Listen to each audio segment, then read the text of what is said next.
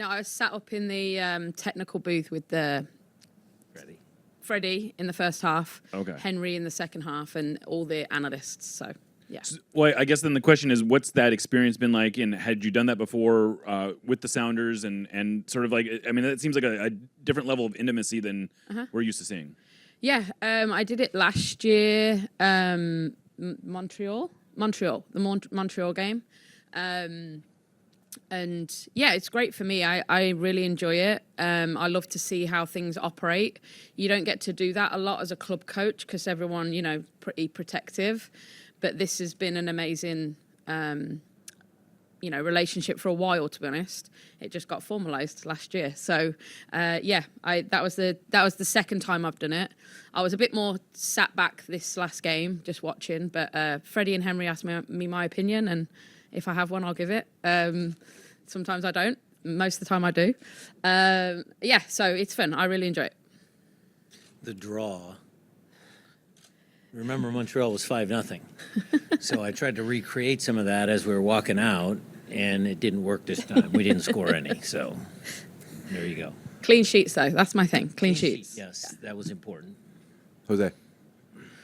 Brian, you jokingly mentioned that you guys are now a one together team, but there is a lot of power in the value that having the Sounders throw their weight behind the brand that is the Reign. How do you see this benefiting the club, not only short term but long term? And Laura, that question for you as well. What are some of the resources that you feel that you may now be getting from the ownership group as it pertains to not only development but game experience and also technical advice that you may be able to share with the coaching staff from the other side of the team? I can answer the first one, maybe best from a Seattleite perspective, maybe. Because, look, the Sounders are a big deal. The Reign, the women's organization, the women's football, it's growing like crazy.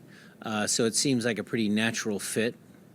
What do I enjoy about that partnership, being a fan? It just brings two quality organizations together under one umbrella, so that you can, have interactions like Laura was talking about. Some of her assistants have come over. She has reciprocated as well. We can go over there anytime. We can learn new things. So I think as a fan, as a guy from the city, I think it just makes perfect sense. I think the collaboration of both organizations will push us in some ways, because they do a lot of good things, we do a lot of good things, but what are our weak spots? Maybe there's something there that we can take and vice versa. And then on the field, I mean, maybe we can start a friendly competition, weekly bets, something, I don't know, Now we're talking. Yeah, so it's all around, it's a good thing. Yeah, I think I lived it a little bit when I worked at Utah with RSL, and like Craig Weibel was there, so we've lived it a little bit together. And I think that the greatest part about it, and I don't want to embarrass people in the room, but we don't get treated like lesser than, which is so important for this to function and work the way everybody wants it to. We legitimately get treated like equals, and that's in every capacity, like how we speak to each other, how we talk about the game, from a coaching perspective. It's not like I'm sitting in the room and I'm in the background and no one wants to listen to my opinion. If they want me to, talk, then it's an open forum, and vice versa. So I think, to Brian's point, we can push each other in a really positive way, because these guys have known for a long, long time how to win games in this city, how to get fans out to games. And that's something that we want to learn everything about, so that we can push our club forward even more.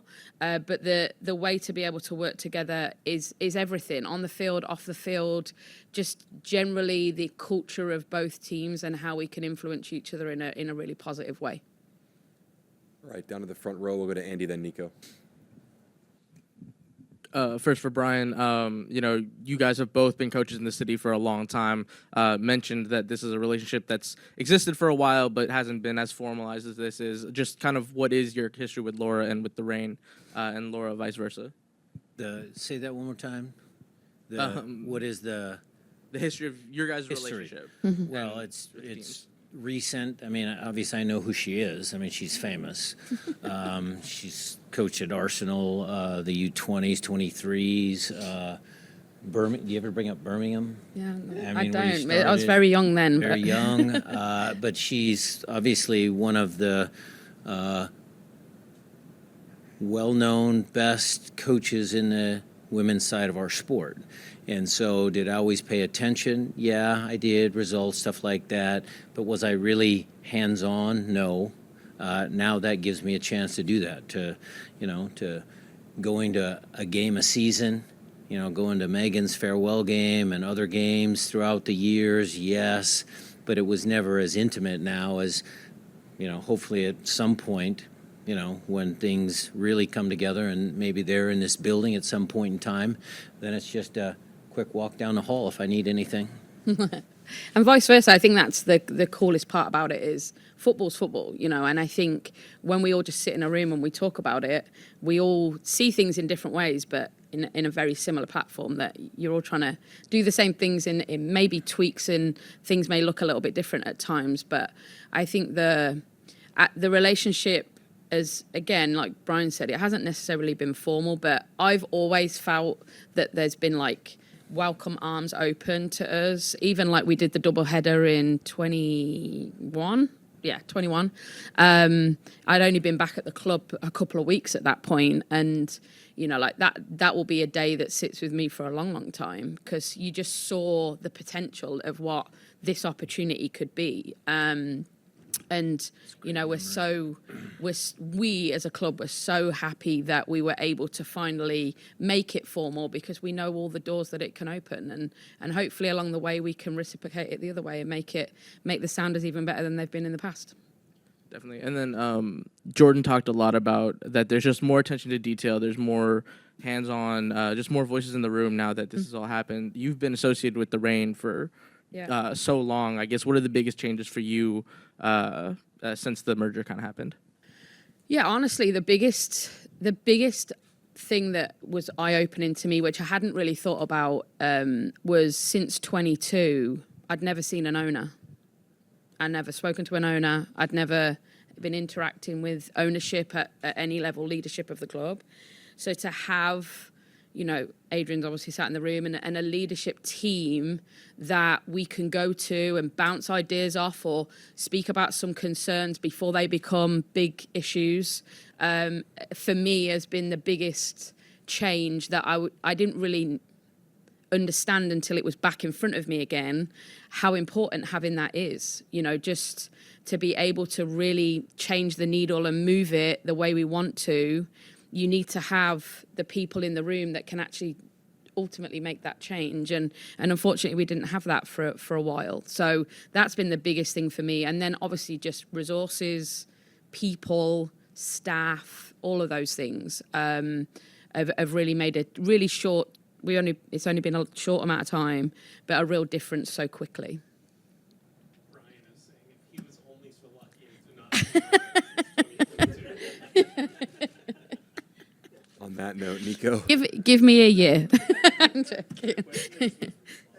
he can do whatever he likes. He's been a good boss. We haven't always seen eye to eye, but he's been a good boss. He will be a good boss. It's fine.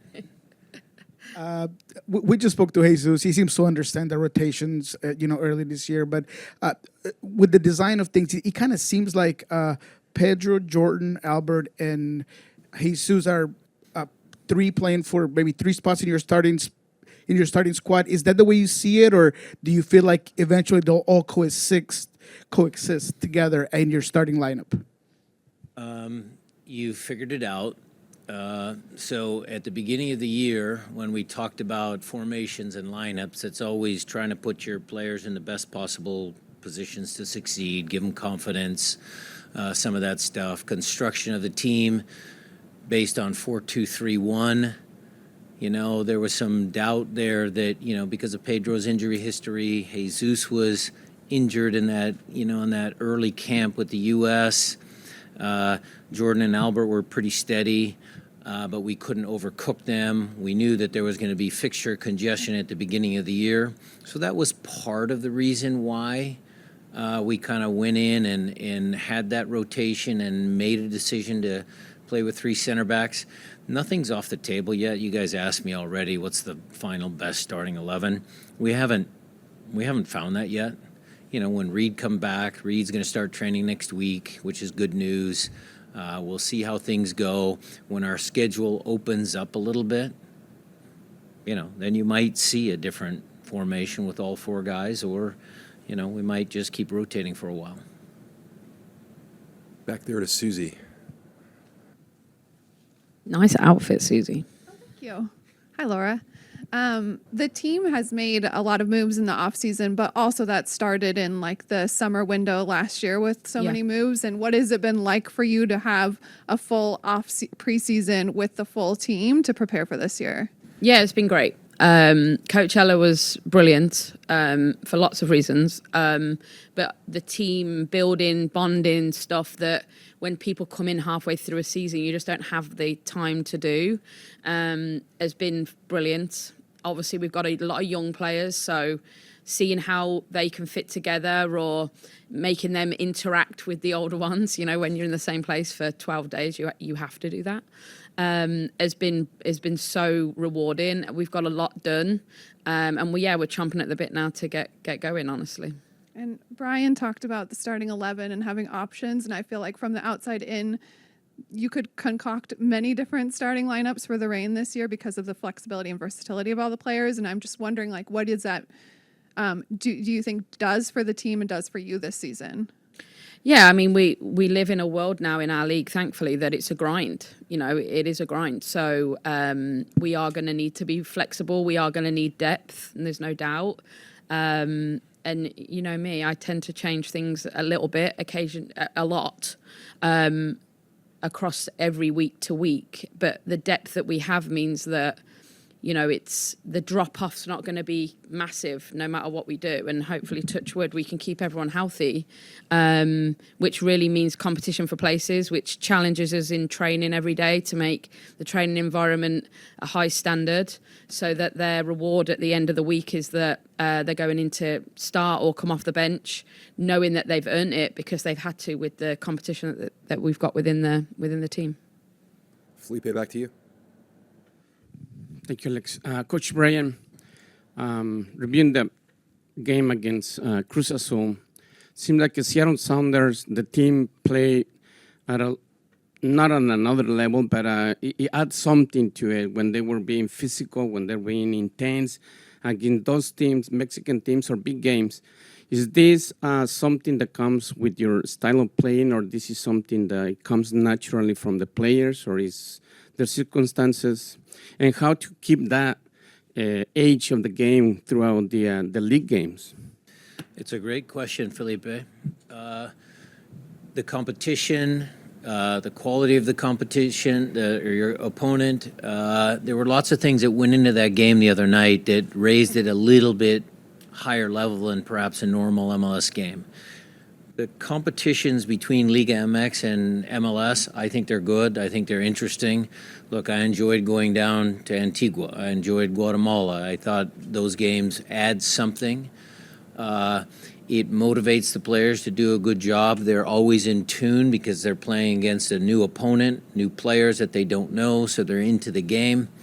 And I think you heard some of the comments from Christian and Obed after the game. It was a learning moment for them, because Cruz Azul came in and they wanted to control tempo, and they wanted to make sure that they were doing everything they could to prevent us from getting into any sort of rhythm and any sort of, you know, flow of how we wanted to play.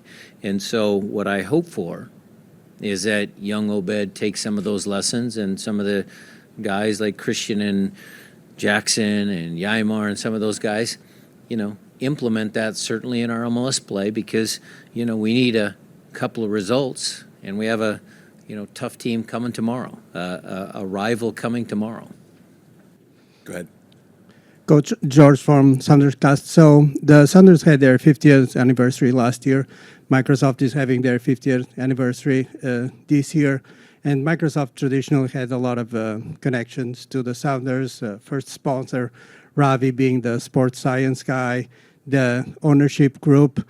So my question is, as a Seattle person, how do you see the evolution of Seattle and Microsoft and the Sounders kind of side by side? And the question for both you and Laura, was there something in the usage of metrics and technology that you found interesting on the other team when you started collaborating? Between the two franchises? Yes, if there's any usage of metrics that surprised you. The video guys from both sides have spoken. I'm not the expert on that, and I'm sure Adam and the fitness performance staff at the Reign have had some interactions together. I don't know how formal that is.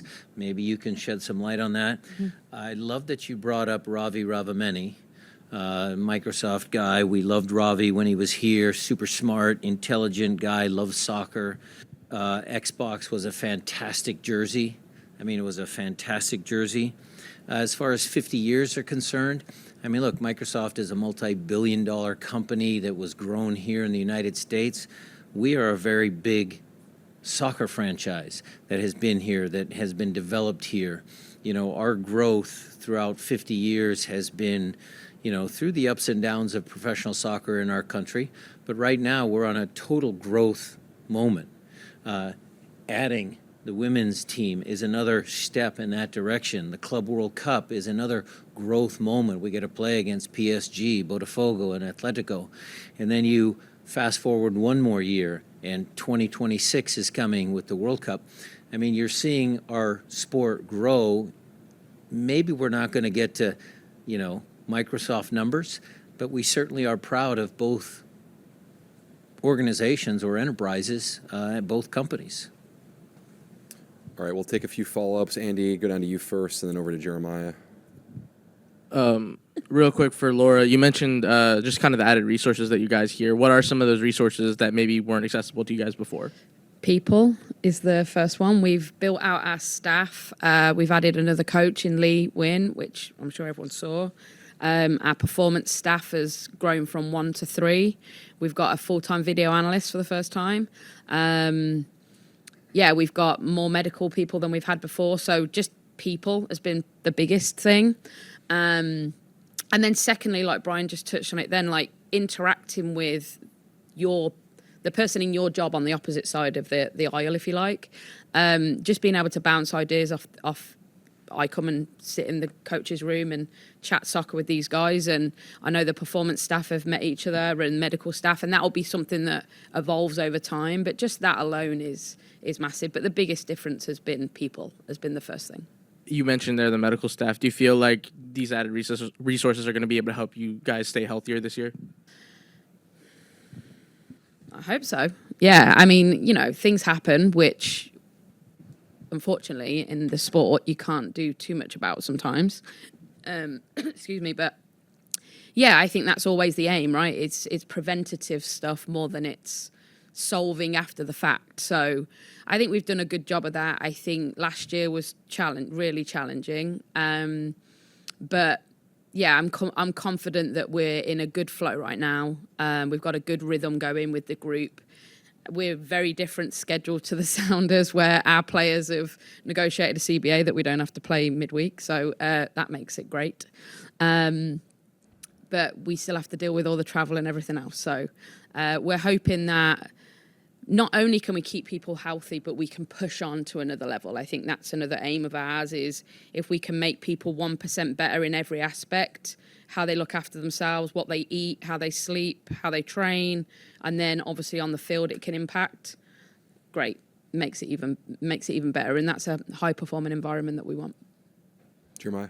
Yeah, real quick, can you give it an update on Kim's status? He'll be doing more training. There's no injury there, Jeremiah. Right. It's just building up his fitness. I mean, I would have loved to use him tomorrow. He'll get there. When we come back from Mexico, he should be in full training. And then just speaking to LAFC, this game is you've mentioned they're a bogey team for you, but how big of a mental hurdle was it to get that win last year, and for that to be, I mean, does that help at all coming into this game, knowing that you won the last one? Yeah, it certainly helped ease some of the pressure. I wish that would work somehow. We could figure out some way for RSL. We'll work on that for next year. But yeah, I mean, this game tomorrow, I think you're going to see an energetic team. You're going to see guys that might be afforded an opportunity because of fixture congestion, and those guys are excited to play. What do they bring? You know, they're in the middle of fixture congestion, but they might have a easier, bigger cushion than us, but going to Columbus isn't going to be easy. There's lots of storylines surrounding the two, but I'm looking forward to it. I think Greg does a good job, but you know, we're excited as well for the match, and hopefully we can get a good result. Jose, close us out. Brian, one of the things that you've impressed on us throughout this young season has been the health and the fitness of your club. And you guys have been able to leverage technology and rely heavily on some of those metrics that are necessary for you guys to understand the bodies and the state of mind of your players. Can you tell us a little bit more about how you, from a coaching standpoint, have developed a coexistence with such an interesting take on sports? And obviously it's proven, but it has evolved over the last few years, and I think it would be interesting for us to learn how you take that from, you spoke about grit as it pertains to other clubs, how you marry those two particular things and utilize those to your advantage. Well, I think, Jose, in any successful organization, you take different people with different skill sets and blend them together to get a result. What are my skill sets? What are Chris Cornish's skill sets? What is Preki, Andy, Tommy, and Freddie's skill sets? You know, what does Adam Santafani bring? What does Megan bring in the strength room? I think it's a joint effort. I think we all kind of come together and we are all good at our jobs. I think that's one of the things that excites me about the organization and the direction that it's heading. The performance staff that we have is great. They're adding people. There will be, you know, discussions, dialogue to push them, they push us. I think all of that comes down to just running a healthy organization from top to bottom.